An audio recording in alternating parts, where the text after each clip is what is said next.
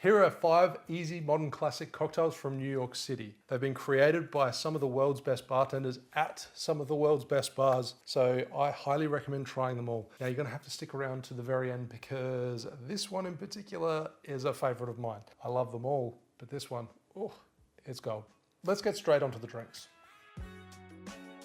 So the first New York cocktail that I'll be making is the Little Italy, which is a cocktail by Audrey Saunders. She created it at the Pegu Club, which unfortunately closed down back in 2020, possibly due to COVID times, but it's a Manhattan riff. So it's a classic Manhattan with we lower the sweet vermouth a little bit, but we have the addition of Cynar. Cynar being an Italian artichoke liqueur or bitter. So let's get straight into the drink.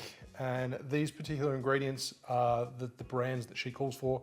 And she specifically says that it works best with these particular brands, and she doesn't recommend straying too far. But we've got Rittenhouse Rye, which is bottled in bond, 100 proof, 50% ABV. Then we've got Martini, sweet vermouth, and then we have Cynar, so Italian artichoke liqueur. So measure out 2 ounces, 60 ml of Rittenhouse Rye, then 3/4 of an ounce of sweet vermouth, as mentioned, Martini, and half an ounce, 15 ml of Cynar. Simple as that. Fill it full of ice, give it a stir, and we're good to go. 20 or 30 seconds.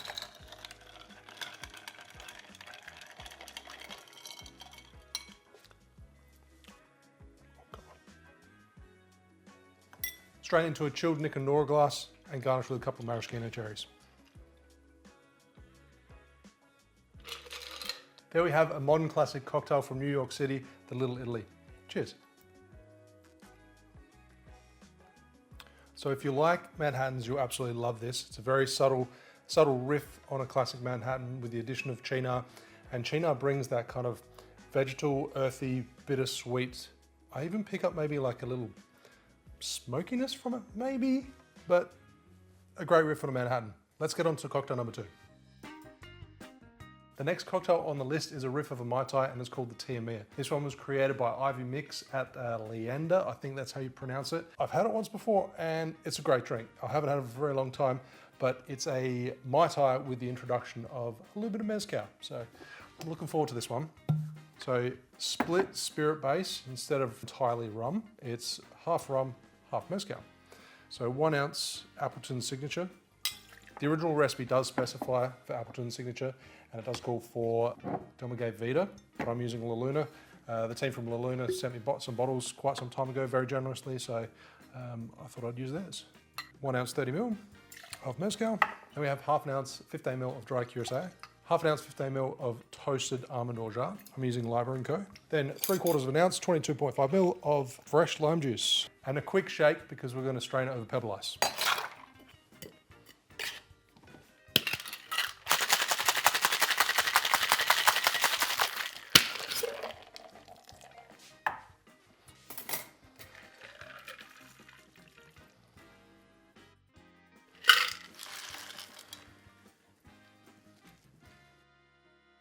The Tiamia. Cheers. Oh, that is really vibrant, nice and citrusy. It's essentially a Mai Tai with that smoky agave, vegetal.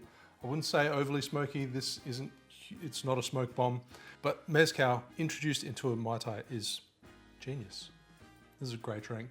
If you love Mai Tais, if you love mezcal, put the two together. Give it a try. Before I get started on to cocktail number 3, I want to say a big shout out to today's video sponsor, Cider Press. They are the publisher of New York City cocktails, which is where all these cocktails came from.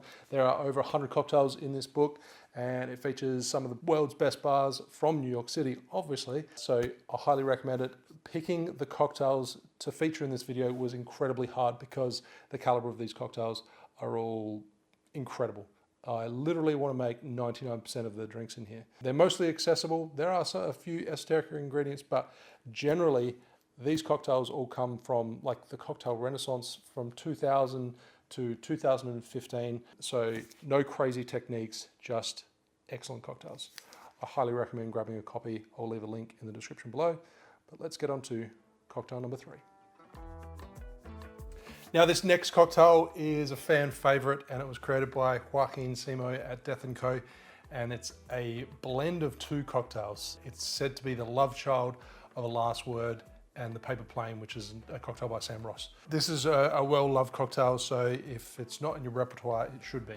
But it's, and I'm backing my previous mezcal cocktail up with another mezcal cocktail. It's got a combination of mezcal, Aperol, a bittersweet, orangey, grapefruity liqueur, yellow Chartreuse, so a sweet, honeyed herbal liqueur, and lime juice.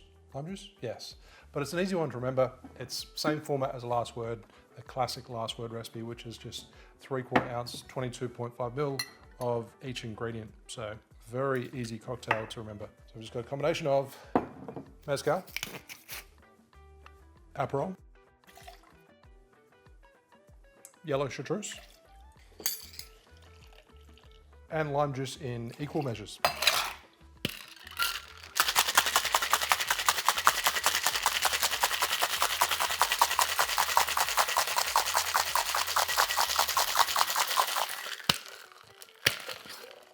And then that is fine strained into a chilled coupe.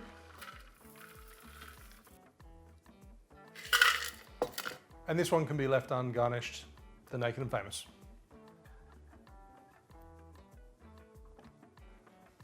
A really good balance of like that little bit of smokiness from the mezcal, the herbaceousness from the honeyed herbaceousness and the herbal complexities from the yellow Chartreuse, and then that's like orangey bitterness from the Aperol. It's a good complex combination of flavors that is nice and bright, and it's really damn tasty. All right, I'm very excited for this one because it is one that I haven't tried, and on paper it reads exceptionally well. I'm excited about it. It's a combination of, well, it's a chocolatey maple old fashioned with a split base of two different whiskies. So it's a combination of bourbon whiskey and Islay whiskey. So more of a sweeter style whiskey combined with a smokier whiskey.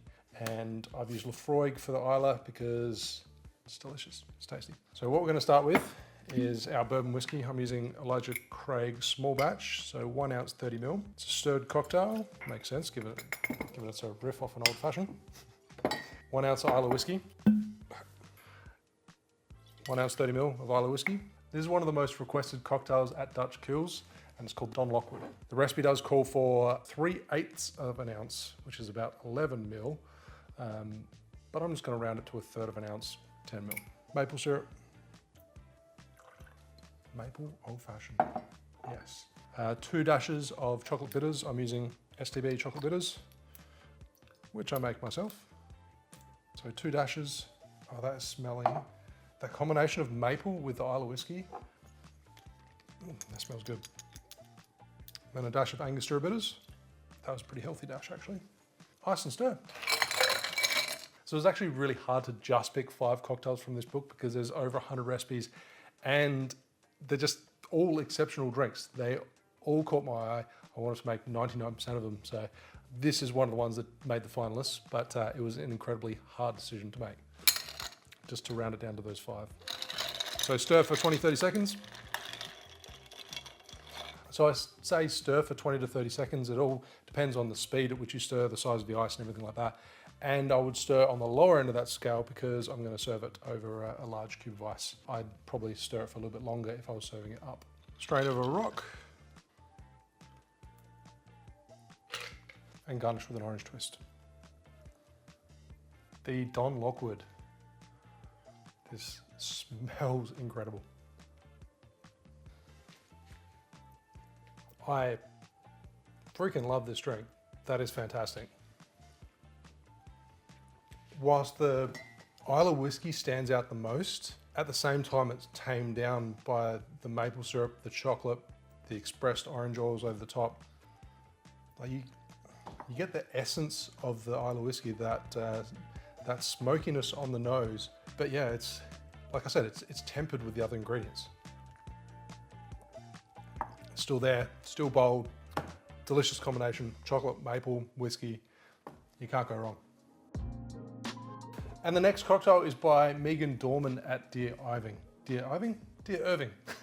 It is a spiced whiskey sour. So the spice comes from 2 ingredients, being Ancho Reyes, which is a chili liqueur, and cinnamon syrup.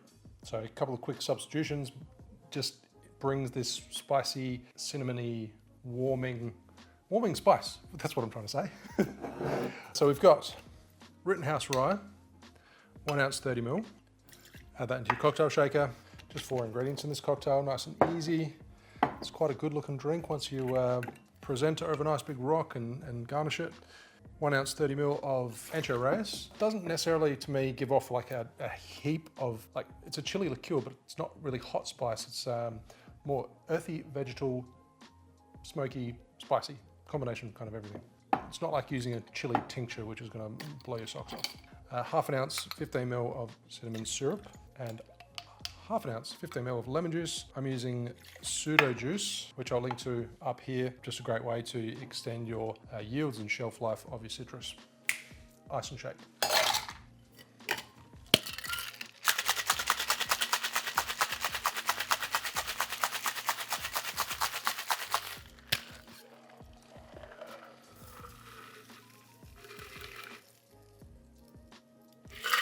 Garnish with a lemon.